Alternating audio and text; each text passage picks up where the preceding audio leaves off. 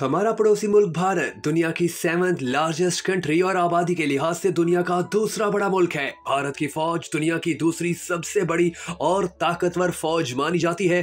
भारतीय फौज में भारतीय नेवी, एयर फोर्स और बर्री यानी जमीनी फोर्स शामिल हैं। इन सबको central arm police force, Assam rifles, coast guards और स्पेशल फ्रंटियर फोर्सेस सपोर्ट करते हैं। भारतीय फौज में कुल मिलाकर 14 लाख एक्टिव फौजी और तकरीबन 10 लाख रिजर्व फौजी शामिल हैं और इन्हीं नंबर्स की वजह से भारतीय फौज को दुनिया की दूसरी सबसे बड़ी फौज माना जाता है। आपको ये जानकर भी हैरत होगी कि दुनिया में सिर्फ 4 ऐसे मुल्क हैं कि जो एंटी सैटेलाइट कैपेबिलिटीज रखते हैं। साल 2019 के दौरान भारत ने रूस, चीन और अमेरिका को टक्कर देते हुए अपनी एंटी सैटेलाइट कैपेबिलिटीज को प्रूव किया। यानी अगर कोई दूसरा मुल्क सैटेलाइट के जरिए भारत की खुफिया मालूमात किसी दूसरे मुल्क को पहुंचा रहा है तो भारत अपने घर बैठे ही उसे मुंह तोड़ जवाब देने की सलाहियत रखता है। अगर कोई दूसरा मुल्क भारत पर मिसाइल से हमला करता है तो इससे भारत को महफूज रखने के लिए भारत ने ballistic missile defence system launch कर रखा है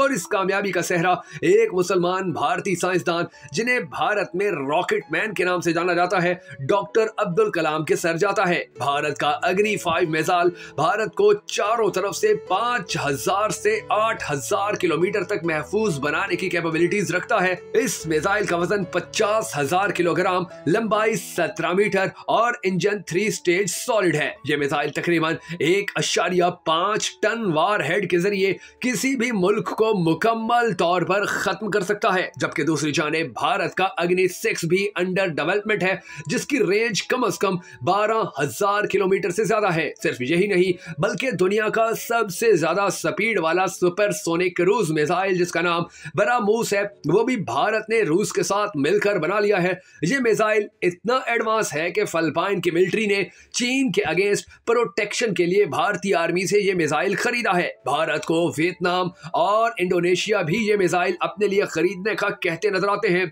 दूसरी तरफ भारत का ब्रह्मोस 2 मार्क 8 है, यानी ये आवाज की रफ्तार से 8 गुना ज्यादा स्पीड से उड़ान भर सकता है। एक साल पहले तक भारत के पास 4800 से ज्यादा टैंक, 2200 से ज्यादा एयरक्राफ्ट, 300 से ज्यादा शिप्स, 20 सबमरीन और 2 एयरक्राफ्ट कैरियर थे। और इन सब फौजी इंतजामात के लिए भारतीय सरकार को सालाना 4 लाख करोड़ रुपए का खर्चा करना पड़ता है।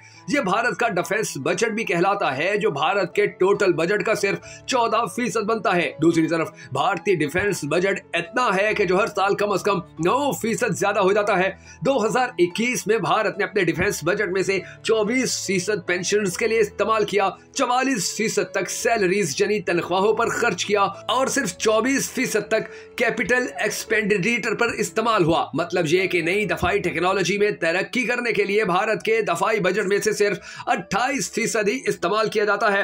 आपको शायद ये जानकर भी हैरत होगी कि मिलिट्री इंजीनियरिंग सर्विसेज भारत की सबसे बड़ी कंस्ट्रक्शन एंड मेंटेनेंस एजेंसी है जो पूरे भारत के बॉर्डर्स पर बड़े बड़े रोड्स, अस्पताल, कॉलेजेस और गांव आबाद करती है। भारतीय फौज के पास कुल मिलाकर 160 न्यूक्लियर वार हेड्स मौजूद हैं और इन वार हेड्स की खास बात यह है कि ये पानी, जमीन और हवा तीनों जगहों से लॉन्च किए जा सकते हैं। जिसके बाद आपको अंदाजा हो चुका होगा कि भारत दरअसल कितना ताकतवर होता चला जा रहा है। और चीन के साथ अगर आने वाले 10 या 15 सालों के दौरान भारत की एक जबरदस्त टक्कर होती है तो इसके अंदर यह बिल्कुल भी नहीं कहा जा सकेगा कि चीन ने 1 मिनट के अंदर भारत को कल्टी कर दिया या भारत को उड़ा कर रख दिया, क्योंकि भारत की आने वाले वक्त में ताकत में मजीद इजाफा होगा और ये इजाफा आने वाले वक्त के लिए पूरे खित्ते में इंतहाई अहमियत अख्तियार कर जाएगा। आपके नजदीक दुनिया की सबसे बहादुर और सबसे बुज़दिल फौजें किस मुल्क की हैं? कमेंट सेक्शन में हमें उन दोनों मुल्कों के नाम जरूर बताइएगा ताकि पूरी दुनिया को पता चल सके।